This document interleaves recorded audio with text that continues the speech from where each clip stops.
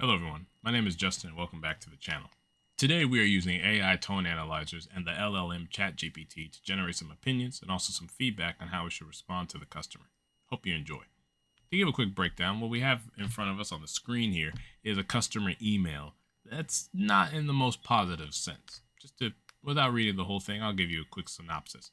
The customer is upset because their smartphone order arrived late and contained the wrong, visibly used device instead of the premium phone they purchased. When they contacted customer support, they experienced long wait times, unhelpful and condescending service, and were told the refund could take up to 30 days. They are demanding a full refund and apology, feel the company lacks quality control and customer care, and state they will no longer do business with the store and will warn others about their experience. Now, obviously, as a business owner, those words cut deep, and hearing those things is not what you want to hear at all from one of your customers. Before we address how we're going to respond, let's take a second, use this customer's email, plug it into a couple of tone analyzing AIs, and see how the customer is feeling so we can decide how to best respond. Let's do it. First, we're going to use the Sapling AI tool, plug the customer's response into the text box, and then detect their tone. Now, overall, we can see that the customer is feeling repulsed, surprised, and disapproving. Now, those are all three negative emotions, but if we scroll through it on a sentence by sentence basis, while yes, they do still feel repulsed and angry and embarrassed, we can see here they were eager, they had some optimism, and they approved of some, if not everything, which makes sense considering that in this sentence specifically, they were talking about how they had placed the order for the smartphone, expecting it to arrive within a certain amount of time. But as we keep scrolling through the document, we can see that they had so many different emotions from disappointed to excited to aware to neutral to angry again to eager to angry and then annoyed and angry again. And as you could kind of see the trend here, most of this is negative, which makes sense based off of the context of the situation. But this still isn't necessarily enough information for us to see exactly what we want to see. So let's use another AI tool for us to check and see how the user, the customer, may be feeling. For that, we're going to go to Goblin's tools. So in this this AI analyzer, what we're using is we're going to plug the customer's text into this box, and we're going to use their judge function to see how the customer is feeling. And just to make it short, I'm only going to read this first paragraph here, just so that way it's short and sweet. The text conveys a strong and intense emotional response characterized by frustration, anger, and disillusionment. The writer's tone is one of profound disappointment, coupled with feelings of betrayal and outrage.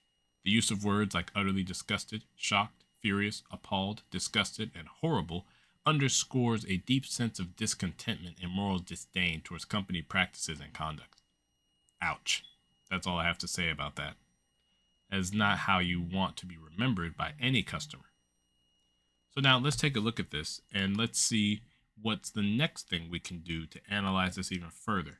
To do that, we're going to use the Tone Checker Live Chat AI. But while using this, we're going to plug in the user's complaint email into the text box, and I've already done it, and it generated this tone distribution chart right here, which is a very handy chart. And now, if we were to take this chart and plug it into a Word document that has the other user feedback from before, we can see that we can use this to then generate a good and healthy response by using the LLM ChatGPT and see if that's what we want to send to our user. So let's do that now. Now here in ChatGPT, I've set it up saying I'm the owner of an online store and I recently received the following customer feedback and proceeded to put the customer feedback. Now, GPT proceeds to give its response accordingly based off of the preferences I have set on how I like GPT to respond, which is usually a bit more lackadaisical and kind of more chill, as we can see based off of its tone. Now, here it asked me, it showed me, a response that I can send, which is, a little bit more chill. But I wasn't ready for that just yet. I wanted to give it a bit more information. So I told it I used a tone analyzer to review the feedback, which was that Word document that we saw from earlier, and this was the result. Now, based on the analyzer, as GPT says here, the customer is operating at peak emotional escalation, which once again makes sense based off of the context. But let's keep going here with what GPT says. So then finally, I prompt GPT, how can I respond to the customer based off the tone analyzer result to effectively address all points of dissatisfaction and improve their experience? And from here, this is where GPT starts breaking down how to do that in each step and finally generates the email for me. And I'm not going to read this, I'm going to leave it up on the screen so that way you can read it yourself. But this is what GPT has generated. Now, excuse me, based off of the multiple tone analyzers that were used, if we were to look at the aspects like as tone, emotional cues, tone distribution, stylistic elements, and feeling, I think that these outcomes, they kind of help us, as the owner, helps us see directly the shortcomings of the business, how the customer was failed, the emotions that the customer is feeling, and seeing how each aspect of the failure triggered a certain emotion within the customer. What type of miscues that these things can lead to with our client base: angry, frustrated, people that are completely distraught. The moments like these and those tone analyzers kind of really help us learn and refine our skill as a business and as a team. Even though it's seemingly obvious that you shouldn't ship the customer the wrong item, and if it's promised in 3 days, it should be there in 3 days and not in a week and a half, as the customer said. But still, seeing these direct responses, it helps us build a certain experience and a certain way we can do things to be better. Now, if you were to ask me if I'm satisfied with the LLM, in this case ChatGPT's response to the customer, and would I copy and paste it directly, or I think it needs a bit further changes, I think this response is really good in regards to the actual quality of the letter. I don't think I would send it directly to the customer just like this.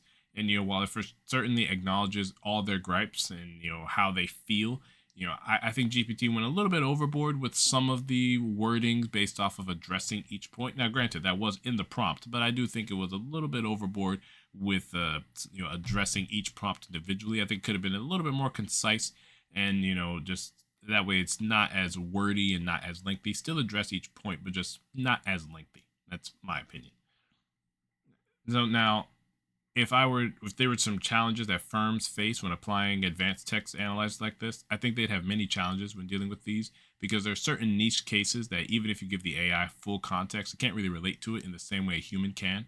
While it may have grammatical and seemingly a human response, but there's certain lacking human empathy that, depending on the case, only a human can provide it. Customers may feel like they're getting a kind of a robotic and generic experience, which kind of may hurt the experience for them as a business, or might hurt their image as a business if customers feel like they're not really dealing with real people all the time when they have an issue.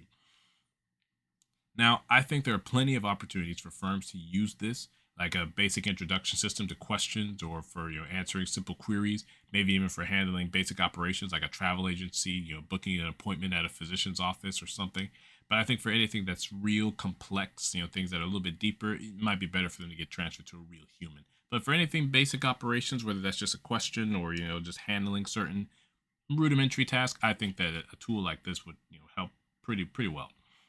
Now, do I think that in my field that's a tone analyzer like these would be very helpful? 1000%.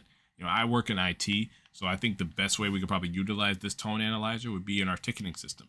Users place tickets all the time, 24/7 almost. And as we're working to get this better, there's plenty of times where a user will mark a ticket as critical, but it's not really a critical task. It's just something like a mouse got unplugged, or a mouse's battery died and they just need a new set of batteries. But then there's other times where a user will have an extreme cybersecurity breach, but they just mark it as a casual thing because they just don't realize it. But if we have a tone analyzer, we might be able to look into the tone of what the users are saying and be able to flag certain tickets over others, so that way we know what to prioritize. Because obviously a potential cybersecurity breach is a much bigger deal than a mouse with a dead battery.